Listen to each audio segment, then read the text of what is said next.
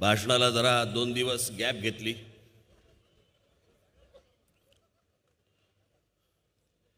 म्हटलं जरा 2-3 दिवस मुख्यमंत्र्यांना पण जरा शांतपणे झोपू देत.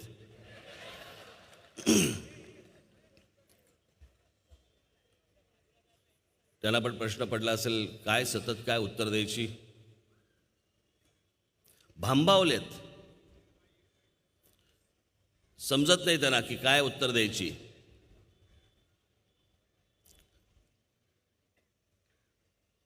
मला आता गेल्या 2 दिवसामध्ये मला अशा अनेक गोष्टी पत्रकार तुमच्या काही टेलिव्हिजन चॅनलच्या काही मुलाखती झाल्या माझ्या. आणि त्या मुलाखतींमध्ये मला त्यांनी विचारलं की मुख्यमंत्री असं बोलतायत, मुख्यमंत्री या गोष्टी म्हणतायत.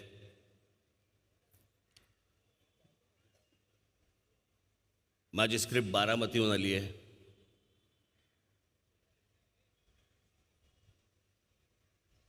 शरद पवार मला चालवत आहेत का आत्ता उभा राहिलो काय?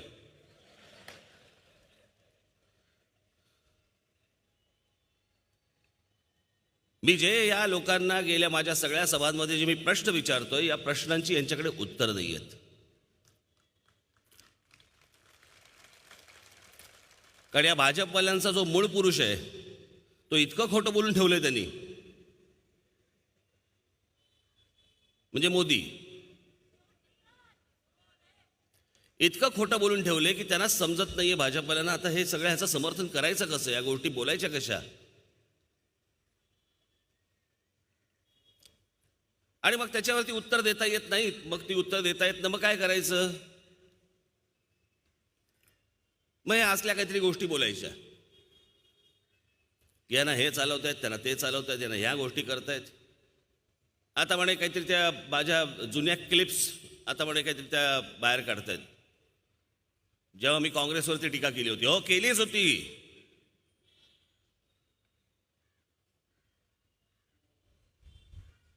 मी ती गोष्ट नाकारली नाही, नाकारणार पण नाही. ते नालायक होते असं सांगितलं गेलं म्हणून तुम्हाला आणलं, तुम्ही त्यांच्याहून नालायक निघालात. काय कॉम्पिटिशन चालू आहे? मेरी कमीज तुम्हारे कमीज से सफेद कैसी, त्या लेवलला सगळं चालू आहे का? तुम्ही जास्ती खोटं बोललात का मी जास्ती खोटं बोलतोय?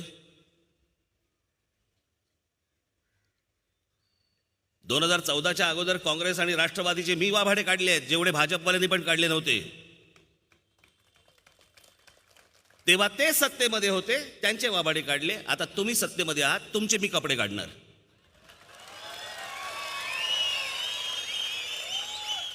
मग मी त्या दिवशी मी बोललो नाही का, मेळाव्यामध्ये बोललो मी आपल्या, मी म्हणे कोण तर म्हणे शरद पवारांचा पोपट आहे.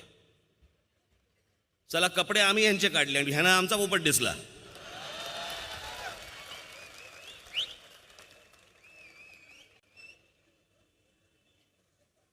बोलण्यासारखं काय उरलं नाही, बोलण्यासारखं यांच्याकडे काय राहिलेलं नाहीये. त्याच्यामुळे जे तोंडाला येईल ते आपलं बोलायचं. माझ्या प्रश्नांची उत्तर द्या. हा देश जे प्रश्न विचारतोय त्याची उत्तर द्या.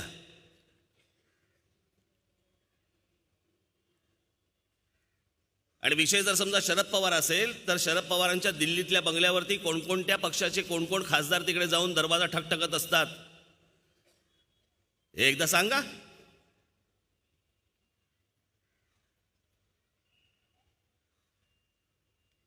बरं लांब कशाला जा.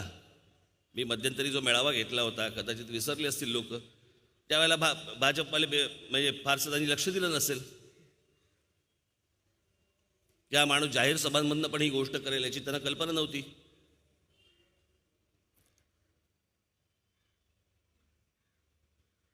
मी आता 19 मार्चच्या माझ्या आपल्या मेळाव्यामध्ये मी एक क्लिप दाखवली होती नरेंद्र मोदींची, की हेच नरेंद्र मोदी 2014च्या निवडणुकीमध्ये बारामतीमध्ये काय बोलत होते आणि 2014ची निवडणूक संपल्यानंतर जेव्हा हेच नरेंद्र मोदी बारामतीमध्ये गेले त्यावेळेला हेच नरेंद्र मोदी त्याच शरद पवारांबद्दल काय बोलत होते तुम्हीच बघा. ये बारामती की रैली देख लीजिए, हवा का रुख क्या है पता चल जाएगा। चाचा भतीजे का क्या होगा। कितना जनसागर दूसरी आजादी की लड़ाई लड़ रहा है, उसे यहां चाचा भतीजे से आजादी चाहिए। ऐकलत? आता ऐक. कि क्रिकेट के संबंध में तो आए दिन बयान देने के लिए उनको फुर्सत है, लेकिन मरते हुए किसान के लिए चिंता करने के लिए उनको फुर्सत नहीं है। थांब जरा. क्रिकेटमध्ये लक्ष घालतायत, पण आत्महत्या करणाऱ्या शेतकऱ्यांबद्दल त्यांना काही वाटत नाहीये. काका आणि पुतण्या यांचं साम्राज्य बारामतीमधनं उद्ध्वस्त केलं पाहिजे, काढून टाकलं पाहिजे. बारामतीसाठी म्हणून ही दुसरं स्वातंत्र्य आहे. ऐकलत ना? ऐकलत की नाही? आता पुढे लाव. अमल करो ऐसा अमन में, जहां से गुजरे तुम्हारी नजरें वहां से तुम्हें सलाम है। आज शरद राव जी का जीवन देखते हुए लगता है कि जहां भी उनकी नजर गुजरेगी सब दूर से उनको सलाम आएगी।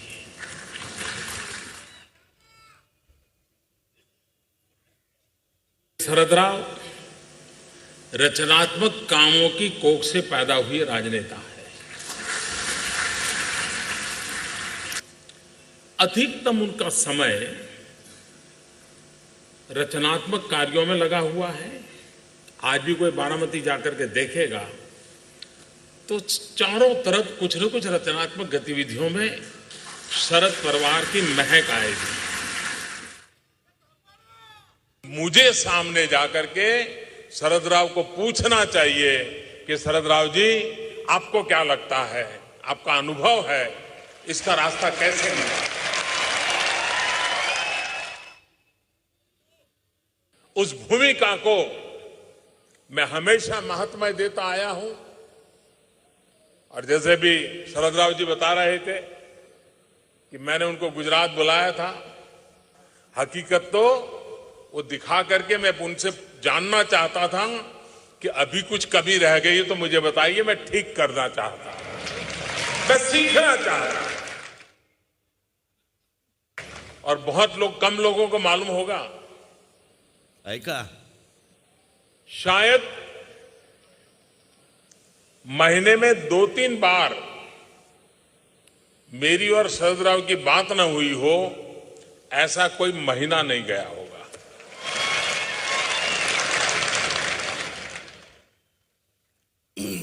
राज्य सरकार में मेरी कठिनाइयां बहुत रहती थी। भारत सरकार से परेशानियां होती रहती थी। तो मैं फिर शरद राव को बीच में डालता था और वे भी दलगत राजनीति से ऊपर उठ करके केंद्र सरकार का राज्य से कैसा रवैया होना चाहिए उसकी उत्तम भूमिका अदा करते थे। और मैं आज बारामती में उनके उस योगदान के लिए सार्वजनिक रूप से अभिनंदन करना चाहता हूं।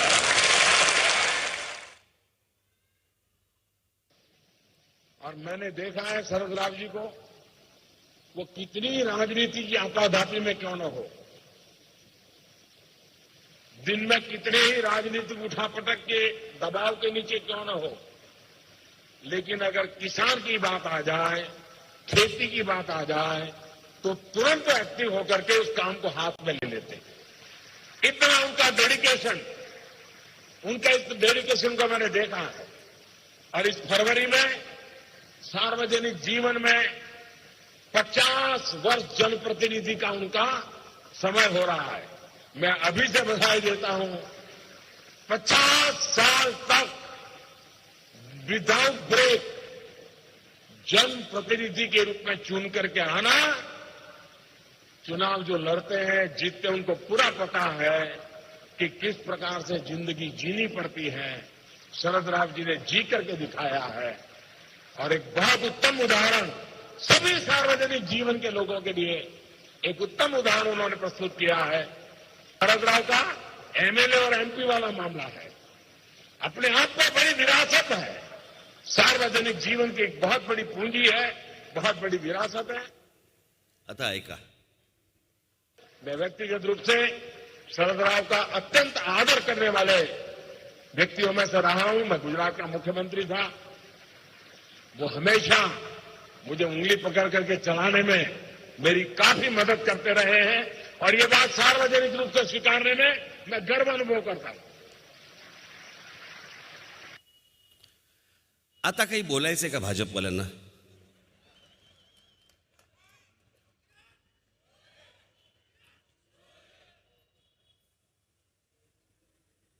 त्यांचं बोट धरून मी या सगळ्या गोष्टी शिकलो असं जर समजा पंतप्रधान देशाचे सांगत असतील, हे आरोप माझ्यावर करतायत,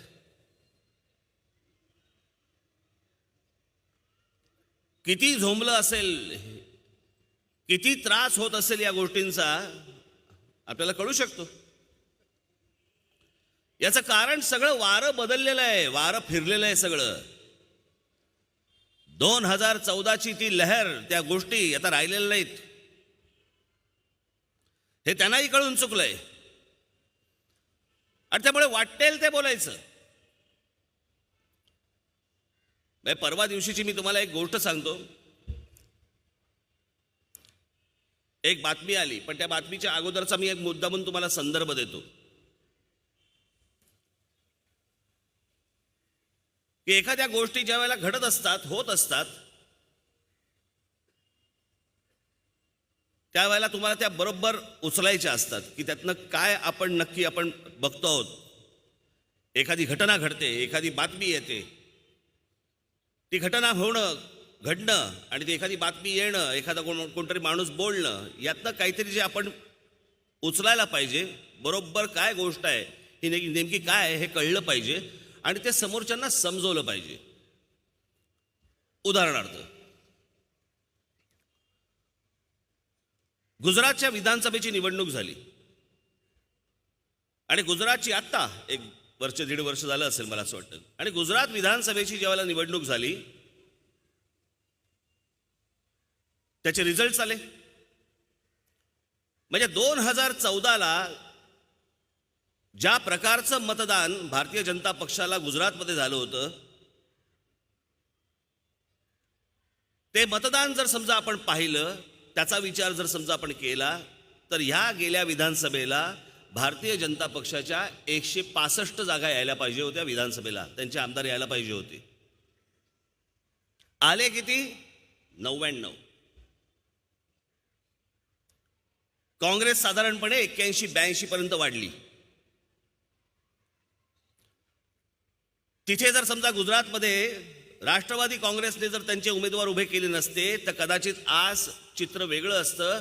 गुजरातमध्ये देखील काँग्रेसची सत्ता असती.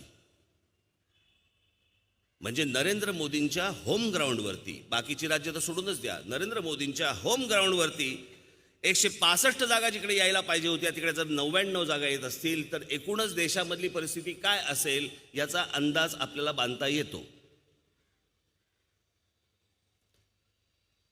आणि त्याप्रमाणे जर समजा पुढे बघितलं, तर त्याच्यानंतरच्या ज्या काही निवडणुका झालेल्या आहेत, मग त्या कर्नाटकच्या असतील, मध्य प्रदेशच्या असतील, राजस्थानच्या असतील, मग छत्तीसगडच्या असतील, प्रत्येक ठिकाणी काँग्रेस निवडून आली.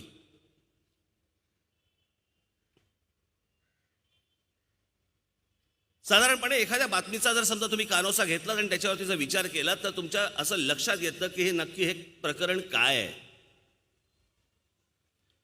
आत्ताच काल परवाकडे आलेली एक महत्वाची बातमी, मला माहिती नाही की त्या वर्तमानपत्रांमध्ये किंवा चॅनल्समध्ये त्या बातमीचं ॲनालिसिस झालं की नाही नीट.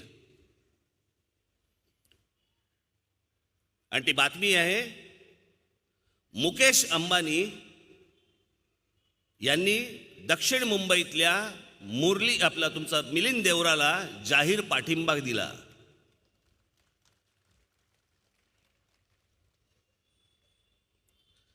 तुम्ही एवढंच पाहिलं.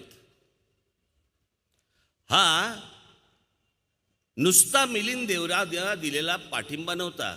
जर समजा उद्या असं पकडूया की मुकेश अंबानींना जर समजा मिलिंद देवराला मतदान करायचंय, मतदान करून आले असते, बरोबर की नाही?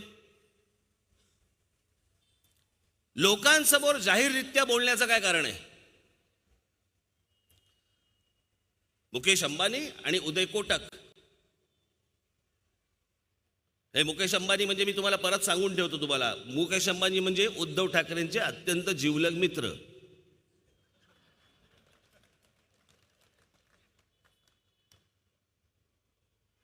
हे मुकेश अंबानी आणि उदय कोटक एक इंडस्ट्रियलिस्ट, या देशामधला सगळ्यात मोठा सर्वात पॉवरफुल अशा प्रकारचा एक उद्योगपती जाहीररित्या सांगतो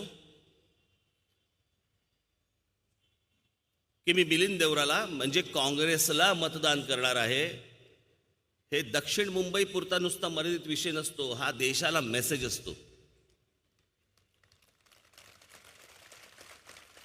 हे देशाला सांगणं असतं की भारतीय जनता पक्षाचं सरकार चाललेलं आहे, भारतीय जनता पक्ष पुन्हा सत्तेवरती येणार नाही, मोदी परत पंतप्रधान होणार नाहीत. नाहीतर मुकेश अंबानी जाहीररित्या अशा प्रकारचं स्टेटमेंट त्यांनी केलंच नसतं, अजिबात केलं नसतं. मला आजपर्यंत कधी आठवत नाही, इतक्या वर्षात मला आजपर्यंत कधी आठवत नाही की कुठच्या उद्योगपतीने जाहीररित्या कुठच्या तरी राजकीय पक्षाला जाहीर पाठिंबा दिलाय, बोलून दाखवलंय. आजपर्यंत मला आठवत नाही. आणि विरोधाभास बघा काय, इथे मुकेश अंबानी सांगतायत की मी काँग्रेसला मतदान करणार आहे, मिलिंद देवराला मतदान करणार आहे, आणि पाकिस्तानचे पंतप्रधान इम्रान खान सांगतायत की मोदी पंतप्रधान झाले पाहिजेत. का मॅच खेळायची आहे का तुम्हाला? काय आहे काय? पाकिस्तानचे पंतप्रधान सांगतात की मला भारताचा पंतप्रधान कोण पाहिजे. 1947 सालापासून आजपर्यंत भारताच्या इतिहासात किंवा देशाच्या जगाच्या इतिहासात, भारत पाकिस्तानच्या संबंधाच्या इतिहासात आजपर्यंत असं कधी घडलं नाही की पाकिस्तानचा पंतप्रधान सांगतोय की भारताचा पंतप्रधान कोण पाहिजे. कशासाठी पाहिजे? का पाहिजे? काय घडवायचंय?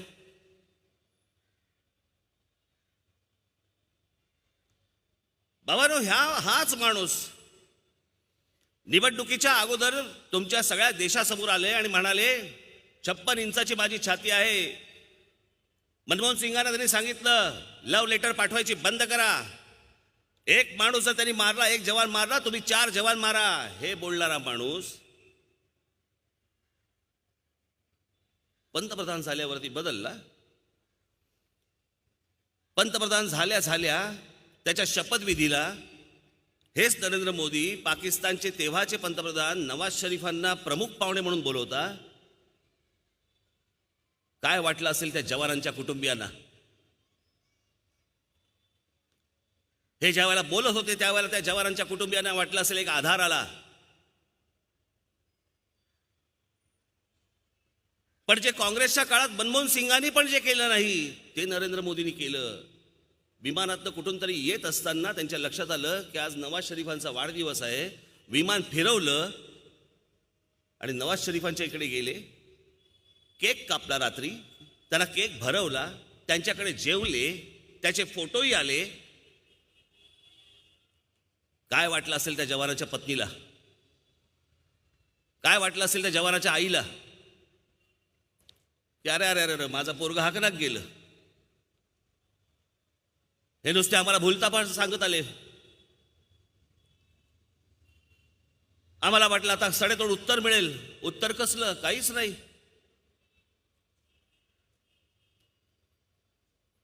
अख्खी 5 वर्ष या माणसाने नुसता खोटा प्रचार केला. खोटा प्रचार, खोट्या गोष्टी सांगत राहिले, खोट्या गोष्टी.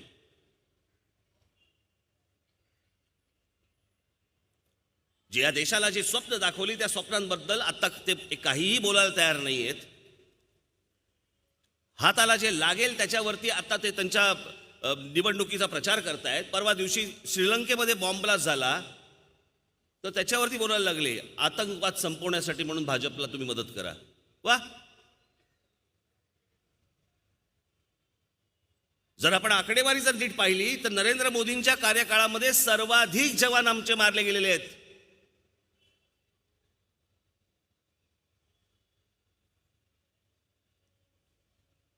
पण गेल्या 5 वर्षामध्ये या देशामधला मीडिया, या देशामधली वर्तमानपत्र, या देशामधले पत्रकार, या देशामधले मीडियाचे सगळे मालक धमक्या देऊन बंद करून टाकलेत. बातम्या आमच्या विरोधात छापायच्या नाहीत, आकडे बाहेर येता कामा नाहीत. अहो, कुठपर्यंत खोटा प्रचार करतात? म्हणजे ह्यांचे हे जी सगळीची लावारीस कार्टी आहेत ना, IT सेल मधली,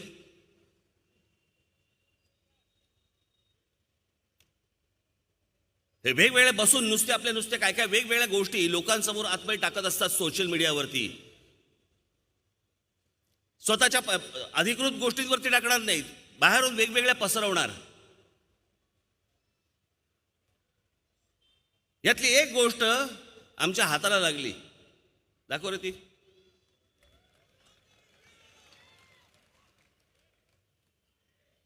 मोदी फॉर न्यू इंडिया, गरीबों को एक बेहतर जीवन देना मोदी जी के लिए एक नारा नहीं अभिमान है. कांग्रेस सिर्फ गरीबी हटाओ का नारा दे सकती है, कुछ कर नहीं सकती. पिछले 3 साल में 7.5 करोड़ लोग गरीबी से बाहर आए. फोटो बघताय, बाजूला एका फॅमिलीचा फोटो बघताय. बोलव रे त्यांना.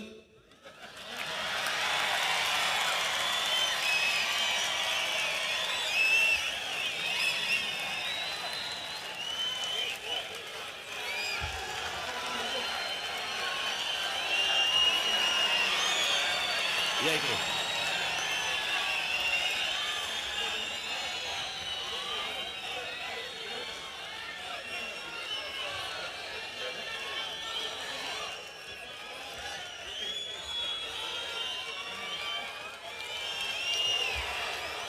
यांचा स्वतःचा घरातला त्यांचा फॅमिलीचा फोटो जो त्यांनी फेसबुकवरती का कुठेतरी त्यांचा टाकला, तो उचलला आणि त्याच्यावरती मोदींचा फोटो छापून बाहेर स्प्रेड करतायत.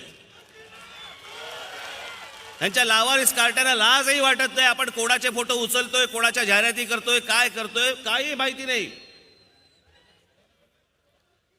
ही अख्खी 5 वर्ष अशी घालवली या लोकांनी. बघून घ्या, ओळख करून घ्या. या त्या, हे ते दिसतंय तुम्हाला, ओळखता येत आहेत. बसा खाली बघा.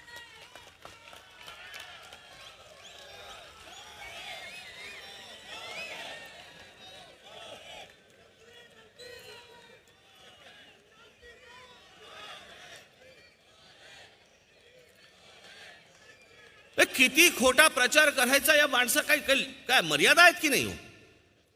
बरं, हे एक साधं उदाहरण आपल्याला एक साधं सापडलं, अशी केवढी असतील.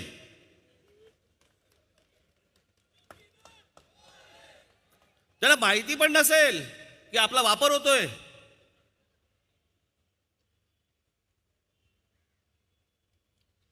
या गोष्टी करण्यासाठी या देशाने तुमच्या हातामध्ये बहुमत दिलं. इंदिराजींची हत्या झाल्यानंतर जवळपास राजीव गांधींना जे बहुमत मिळालं, त्याच्यानंतर 30 वर्षानंतर एका माणसाच्या हातामध्ये एक बहुमत आले या देशामध्ये, आणि तुम्ही देशाची खोटं बोलत राहिलात.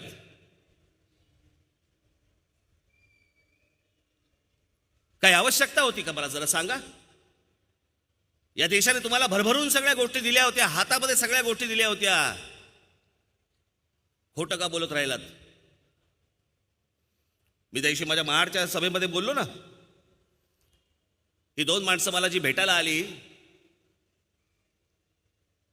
हे इथे मेक इन इंडियाचं एक मोठं, तिकडे मुंबईमध्ये काय काय केवढं केलं होतं, मोठं एक्झिबिशन, तिकडे बँकांचे स्टॉल, इतर सगळ्या गोष्टी, आणि अख्खी सगळी सरकारी यंत्रणा कामाला लावली होती की जा पकडून आणा, MOU करायचेत, MOU बनवायचेत. अशी मला आपल्या कोकणामध्ये चिपळूणचे 2 जण मला भेटली.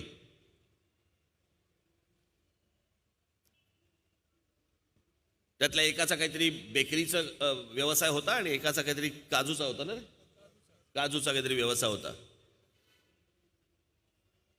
सरकारी अधिकारी गेले त्यांच्याकडे, म्हणे की तुम्हाला किती पैसे पाहिजेत, तुम्हाला किती कर्ज पाहिजे. ते बोलले नकोय कर्ज मला. नाही नाही म्हणे, कर्ज आता एवढं सगळं मेक इन इंडियाचं सगळं चालू आहे, तिकडे बँका वगैरे सगळे आलेले आहेत, ते तुम्हाला कर्ज द्यायला तयार आहे, त्यांच्याबरोबर आपल्याला MOU करायचं आहे. आणि मग त्यांच्या मागे लागल्यावर ते बोले, त्यातले ते बेकरीवाले होते, ते बोलले की बरं ठीक आहे, मला मग 2 कोटीचं कर्ज द्या. आम्ही जाऊन किती जाणार. दुसरा बोलला बरं मला मग काही 3-4 कोटीचं 4 कोटीचं लोन द्या, नाही काही 3 कोटीचं लोन द्या.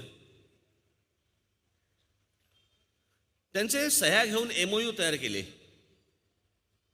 बाबांनो, जे MOU तयार केले गेले त्यातल्या एकाचा म्हणजे ज्याने सांगितले होते 2 कोटी रुपये द्या, त्याचा 200 कोटीचा MOU केला आणि दुसऱ्याचा 400 कोटीचा MOU केला.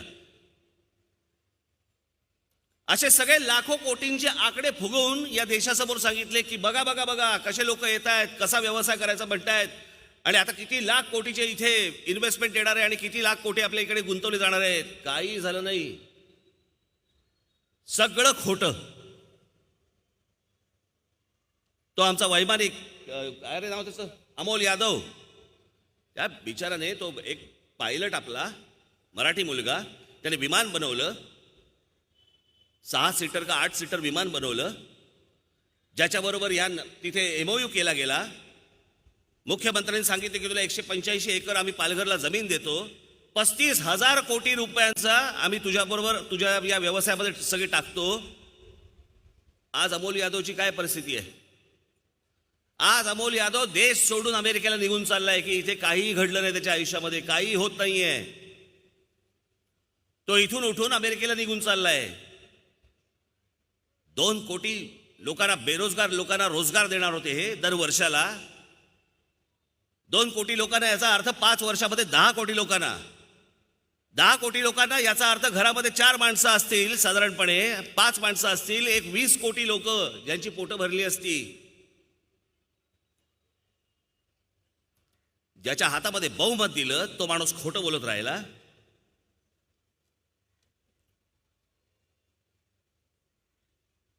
या देशामधले सगळे गुन्हेगारांचे गुन्ह्यांचे आकडे वाढले.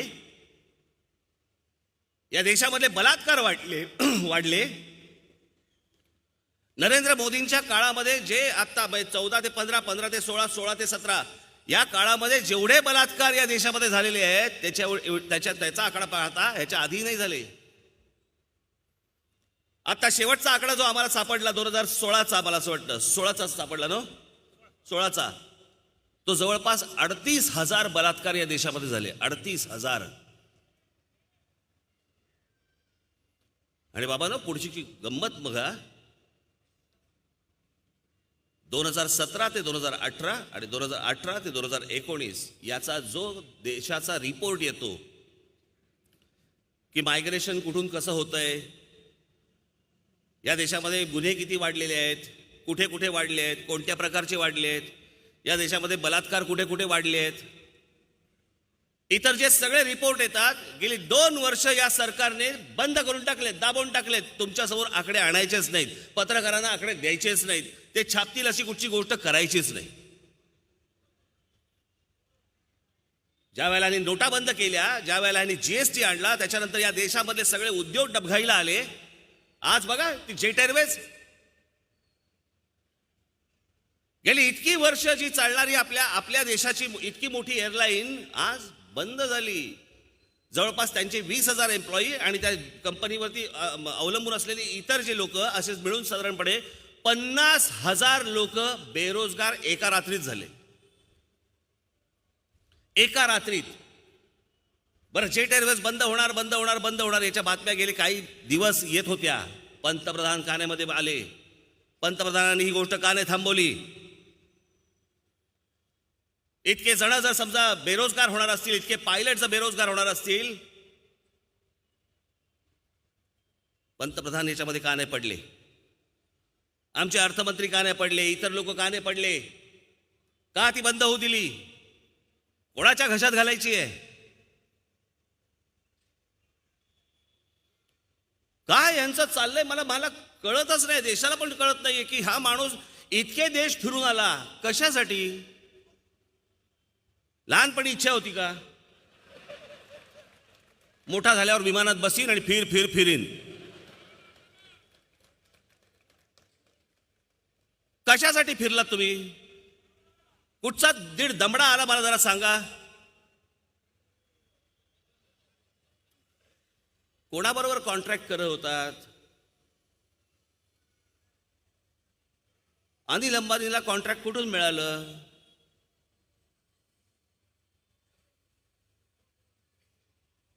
आपली कुठची कंपनी HIL ना. HIL HIL aeronautics limited. ज्या कंपनीकडे भारताची कंपनी देशाची सरकारी कंपनी ज्यांच्याकडे इतके लोक कामाला आहेत की जिकडे हे सगळे आजपर्यंत सगळे विमान आणि इतर सगळ्या गोष्टी तिकडे बनत होत्या त्यांना काही न देता आज त्यांच्याकडे काम नाही आहे. पण ज्या माणसावरती 1,20,000 कोटीचं कर्ज आहे त्याला आमच्याकडे राफेलचं कॉन्ट्रॅक्ट दिलं जातंय. जे विमान साधारणपणे 600 कोटीचं विमान 600 कोटीचं विमान आम्ही घेतोय कितीमध्ये साधारणपणे 1500-1600 कोटीमध्ये. 1,000 कोटी जास्ती 900,000 कोटी रुपये जास्ती. अनिल अंबानीचा संबंध काय.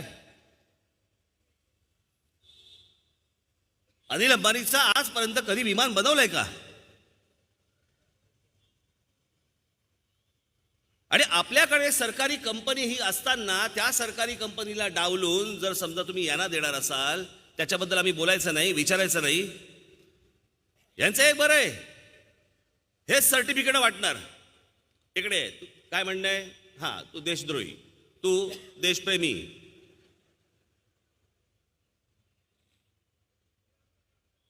मग इतके जवान मारले जात असताना ज्या वेळेला तुम्ही नवाज शरीफांच्या कडे जाऊन ज्या वेळेला केक कापता आणि त्याला केक ज्या वेळेला भरवता आम्ही तुम्हाला काय म्हणायचं देशद्रोही म्हणायचं का देशप्रेमी म्हणायचं.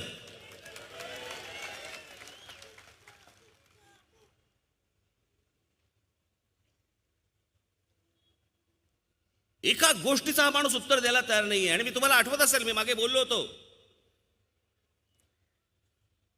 2015ला बोललो होतो मी की निवडणुकीच्या तोंडावरती नरेंद्र मोदी एक युद्ध सदृश परिस्थिती निर्माण करतील. माझ्या एका पत्रकार परिषदेत बोललो होतो मी. जी झाली जी केली जो एक विषय उभा राहिला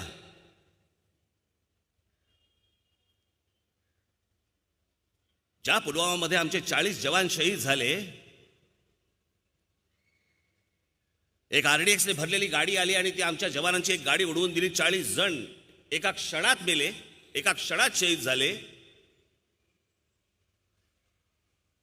पुढे काय सांगितलं गेलं तिकडचे राज्यपाल काय सांगतायत काश्मीरचे काय त्यांनी काय सांगितलं होतं इंटेलिजन्स फेल्युअर आहे म्हणे.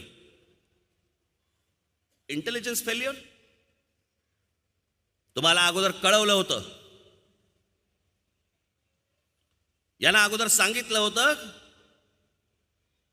की ज्या रस्त्याने या गाड्या जाणार आहेत तो रस्ता पहिल्यांदा नीट व्यवस्थित सॅनिटाईज करा. तिथे बॉम्ब ब्लास्ट होण्याची शक्यता आहे का रे ती नोटीस दाखव. हे बघा हे खाली लिहिलं त्यांनी. आणि काय IED म्हणजे हे त्यांचं ते काय RDX वगैरे सारखे बॉम्ब असतात त्याच्यासाठी तो वापरलेला तो शब्द आहे की पहिल्यांदा तुम्ही तो रस्ता सगळा क्लीन करून घ्या साफ करून घ्या. नाही ऐकले. त्यांना हेही सांगितलं होतं की ते काय CRPFचे जे जवान जाणार आहेत त्यांना तुम्ही एअरलिफ्ट करा हेलिकॉप्टरने पाठवा. हेही अगोदर सांगितलं गेलं होतं. नाही केलं गेलं. त्यांना गाडीनेच पाठवलं आणि तो ब्लास्ट झाला. ते गेले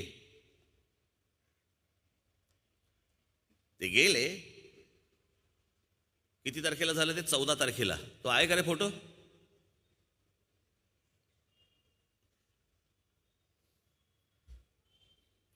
तो नाही मोदींचे कपडे घातलेला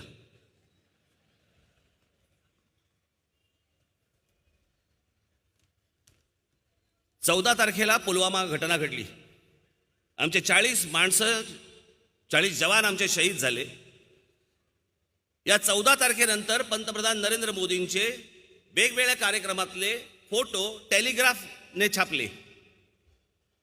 मला बाजूला रे, हा 15 तारीख, 14ला पुलवामा झाले, हा 15, 16, 17, 18, 19, 20, 21, 22, 20चा फोटो बघा.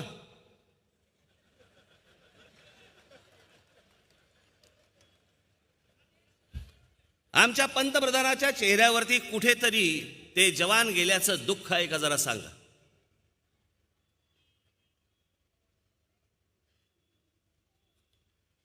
एका तरी फोटोमध्ये तुम्हाला कुठेही हा माणूस दुःखी दिसतोय का सांगा.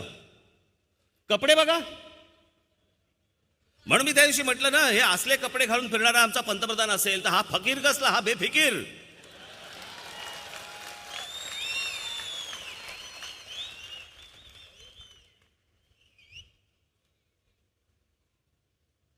आणि आज तुम्हाला सांगण्यासाठी काही राहिलं नाही, उरलं नाही. आज तुम्हाला सांगण्यासाठी काही उरलं नाही, म्हणून आज तुम्ही जवानांच्या नावाने मतं मागतात. मी माझ्या अनेक भाषणांमध्ये, म्हणजे सगळी जी भाषणं आहेत ह्याच्यामध्ये काही ज्या क्लिप्स आहेत या मी कायम सगळ्या माझ्या जाहीर सभांमध्ये दाखवणार. तुम्ही विसरताच कामा नये मतदान होईपर्यंत. हा महाराष्ट्र विसरताच कामा नये. रोज तुम्हाला दाखवणार, विसरू नका. बघा बघा काय म्हणताय हा माणूस.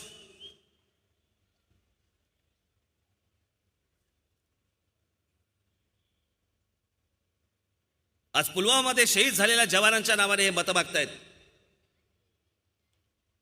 एअर स्ट्राईक केलेल्या पायलटांच्या नावाने मतं मागतायत. ऐका,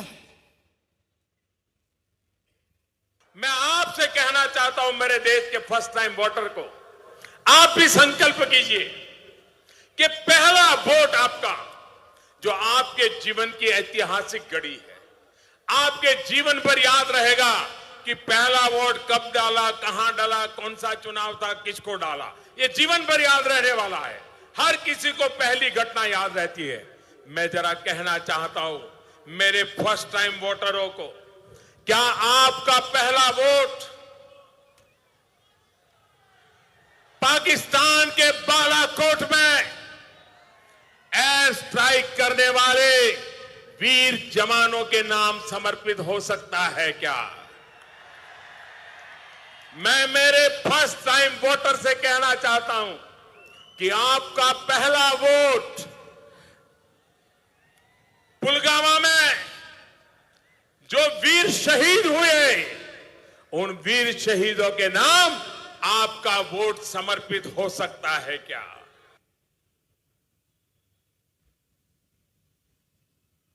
जवानांच्या नावाने मतं मागतायत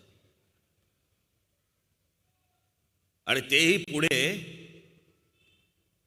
कशा प्रकारे म्हणजे या सगळ्या याच्यामध्ये किती निर्लज्ज प्रश्न विचारावेत.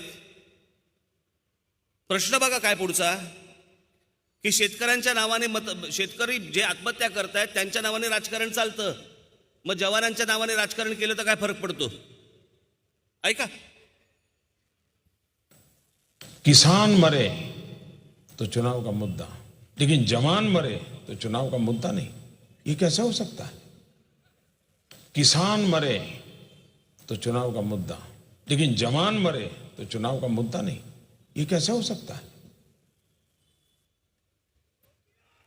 काय बोलतोय हा माणूस.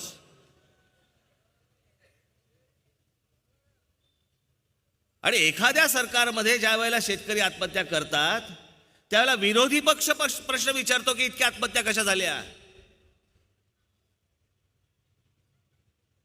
सरकारमध्ये ज्या वेळेला या प्रकारचे जवान शहीद होतात त्यावेळेला सरकार म्हणते की आम्ही त्या शहीद जवानांच्या नावाने मतं मागू म्हणून. मला आजही आठवते अटल बिहारी वाजपेयींच्या काळामध्ये, एनडीएच्या त्या काळामध्ये ज्या वेळेला कारगिल झालं, अटल बिहारी वाजपेयींनी कधी बाजार नाही मांडला कारगिलचा.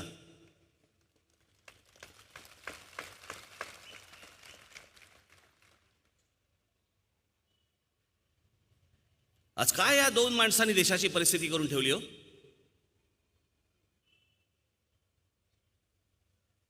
सुप्रीम कोर्टाचे जजेस रस्त्यावरती येतात आणि पत्रकार परिषद घेतात आणि सांगतात की या देशातली लोकशाही धोक्यात आहे.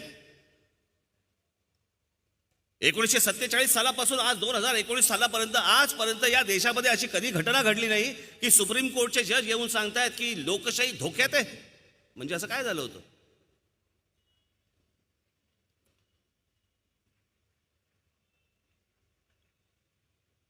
या देशामध्ये एका जजचा खून होतो. लोया नावाच्या एका जजचा खून होतो आणि ते सगळं खून बिन हे सगळे प्रकरण झाल्यावरती ज्या वेळेला ती कोर्टात केस उभी राहते त्यावेळेला त्याच्या संशयाची सुई ही अमित शहाकडे जाते.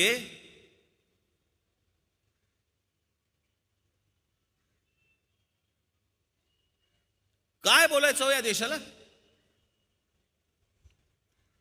जे लोक काही ह्यांच्याबद्दल बोलायला जातील, काही करायला जातील, त्यांच्यावरती ईडीच्या केसेस टाकायच्या, त्यांच्यावरती सीबीआयच्या रेट्स टाकायच्या, त्यांच्यावरती इन्कम टॅक्सच्या रेट टाकायच्या.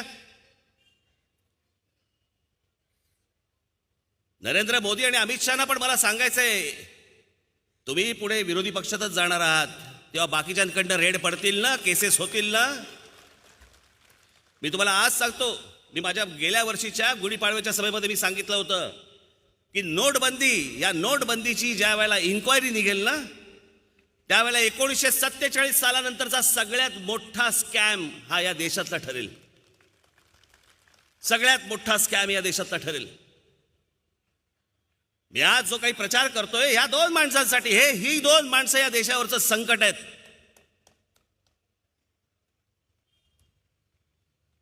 मी भारतीय जनता पक्षाला मत देऊ नका सांगतोय, कारण त्यांना मत देणं म्हणजे या दोघांना मत देणं.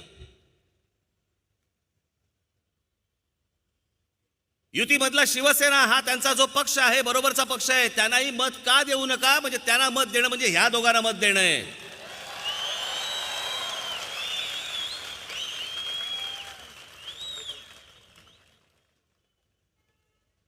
पण अर्थातच वारे फिरलेलेच आहेत, मुकेश अंबानी बोललेलेच आहेत, त्याच्यामुळे ह्या गोष्टी आता क्लिअर झालेल्याच आहेत. मला आपल्याला सगळ्यांना एवढीच गोष्ट सांगायची आहे. मी त्या दिवशी माझ्या गुढीपाडव्याच्या सभेमध्ये मी म्हटलं होतं, काळजावरती दगड ठेवा, परंतु ही माणसं दोन परत या देशाच्या राजकीय क्षितिजावरती तुम्हाला आपल्याला दिसता कामा नयेत. ही या देशाला धोका आहे. ही निवडणूक ही या देशामध्ये लोकशाही राहणार का या देशामध्ये हुकुमशाही येणार, याच्यासाठीची निवडणूक आहे.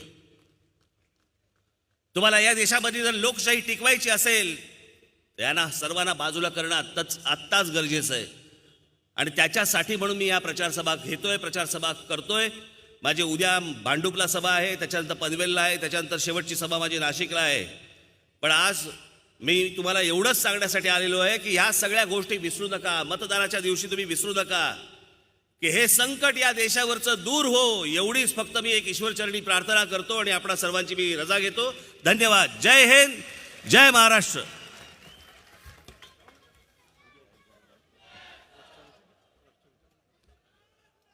राष्ट्रगीत होईल आणि त्यानंतर ही सभा आपली संपेल.